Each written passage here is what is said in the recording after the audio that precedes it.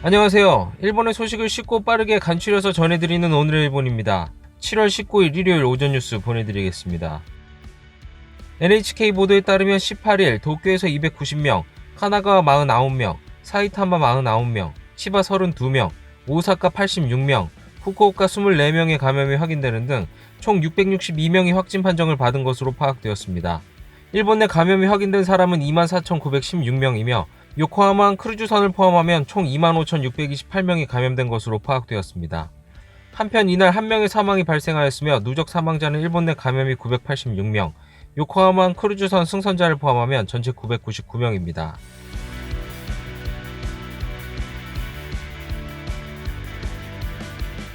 이날 도쿄에서는 290명의 신규 감염이 확인되었습니다. 10세 미만부터 90대까지의 남녀 290명이 신규 확진 판정을 받은 것으로 파악되었으며 이 중 158명은 감염 경로가 파악이 되지 않거나 조사 중이고 132명은 기존 감염자의 밀접 접촉자로 확인되었습니다. 연령대로는 20대에서 30대가 총 189명으로 전체의 약 65%, 40에서 50대는 61명으로 약 21%를 차지하고 있습니다. 감염 경로로는 293명 중 유흥과 관련 감염이 30명, 직장 내 감염이 25명, 가정 내 감염이 25명, 시설 내 감염이 19명, 회식 18명, 공연 2명으로 확인되었습니다. 한편 이날 도내 사망자는 발생하지 않았으며 누적 확진자 수는 9,223명, 누적 사망자 수는 326명이 되었습니다. 이로써 도쿄의 1일 감염자 수는 3일 연속 200명을 넘어섰습니다. 다음 소식입니다. 니시무라 경제재생 담당상은 기자회견에서 연일 200명을 넘는 도쿄의 신규 확진자 수에 대한 위기감을 나타냈습니다.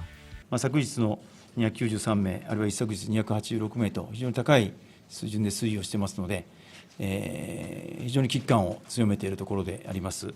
今の段階、直ちに何か重症者が増えているということではないわけですが、当然、感染者の数が増えていれば、入院される方も増えてきていますので、医療提供体制をしっかりとやらなきゃいけないと思っています。 도쿄도 며칠 전까지만 해도 중증 환자가 7명이었으나 17일은 10명으로 알고 있으며 생명을 지키기 위해서 의료 제공 체제 확보에 만전을 기하겠다라고 말하였습니다. 또한 다음 달 1일 예정인 이벤트 등의 개최 제한 완화에 대해서는 신중한 생각을 나타냈습니다.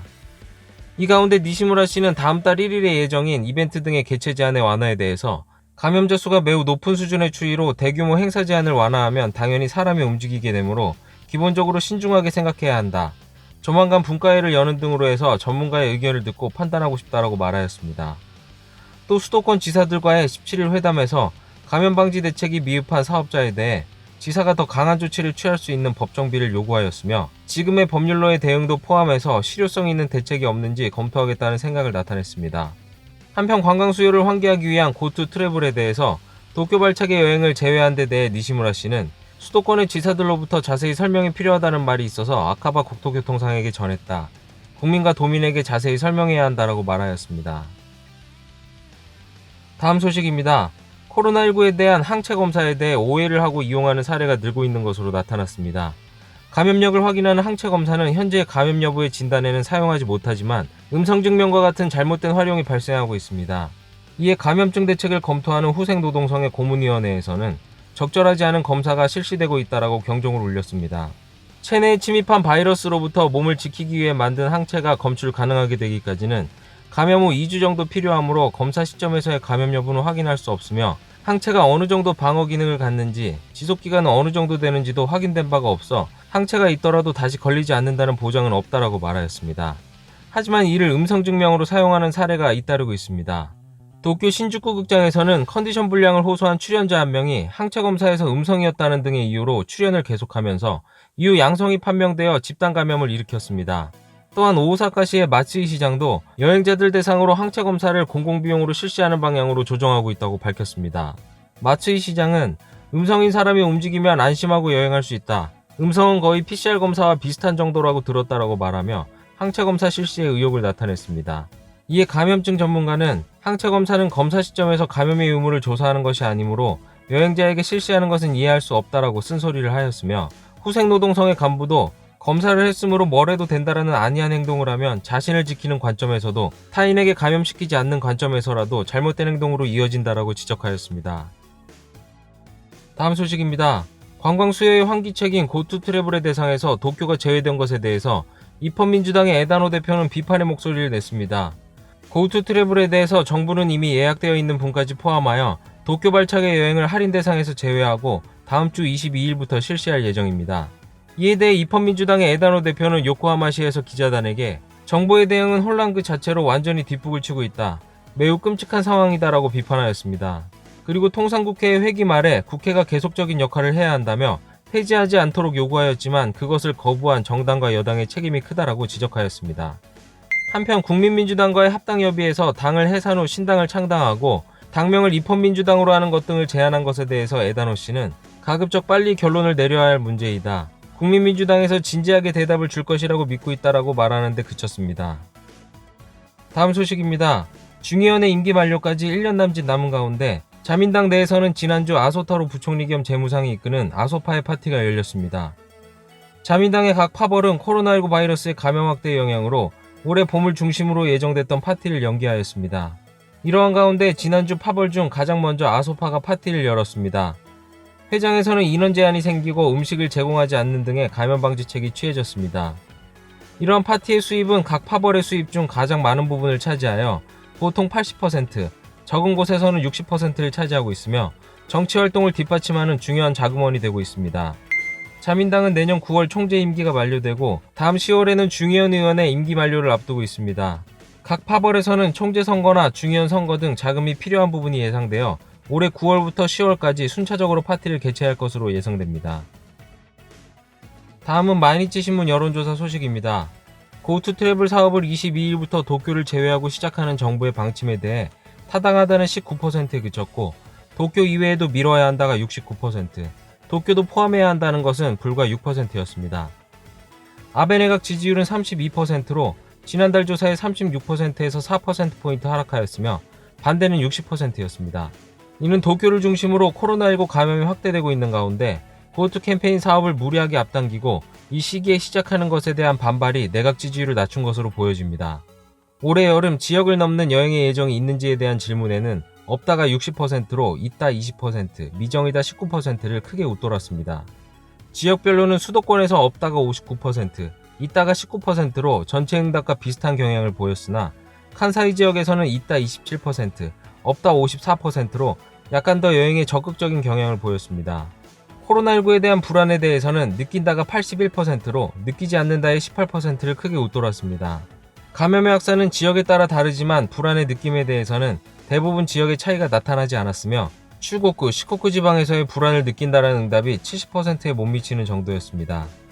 감염 방지와 경제활동의 우선에 대한 질문에서는 감염 방지를 우선해야 한다가 67%로 경제활동 우선의 15%를 크게 웃도는 결과를 보였습니다.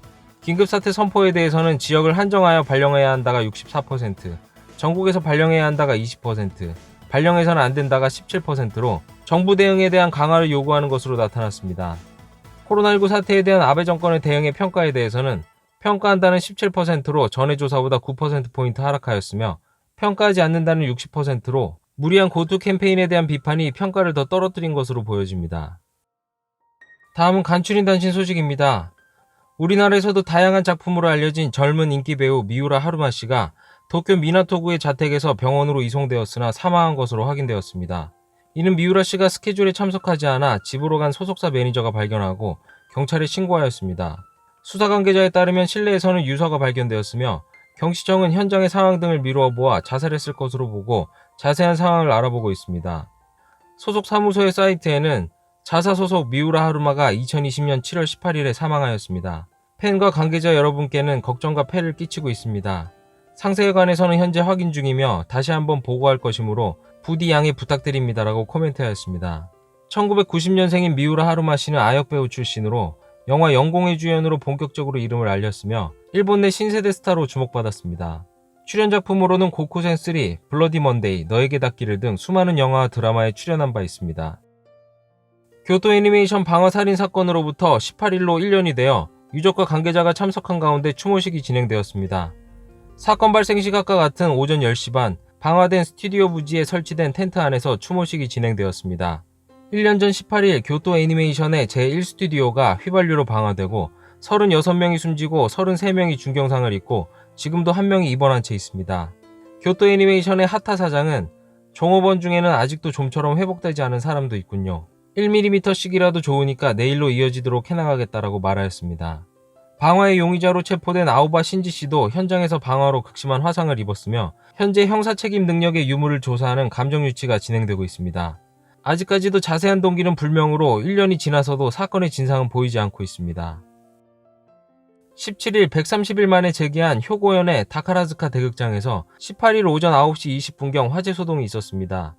다카라즈카 가극단의 다카라즈카 가극사업부 등에 따르면 이날 아침 1층 매장에서 연기가 확인되어 종업원이 소방서에 신고하였으며 소방대가 달려갔으나 이미 불은 꺼진 상태였습니다. 종업원이 화상을 입고 응급 이송되었지만 당시는 오픈 전이라 관객은 없었던 것으로 확인되었습니다. 이 극장은 코로나19 바이러스에 의한 장기 휴관을 거쳤으며 17일 하나구미 공연으로 3월 9일 이후 처음으로 공연을 재개하였으며 이날 오후 1시 공연은 예정대로 진행되었습니다. 동사업부에 따르면 일부 점포를 제외하고 음식점도 포함하여 통상 영업을 진행한다고 밝혔습니다. 오늘의 일본 소식은 여기까지입니다. 오늘 하루도 즐거운 하루 되시길 바라겠고요. 저는 또 새로운 소식으로 찾아뵙도록 하겠습니다. 시청해주셔서 감사합니다. 이그저튜브였습니다.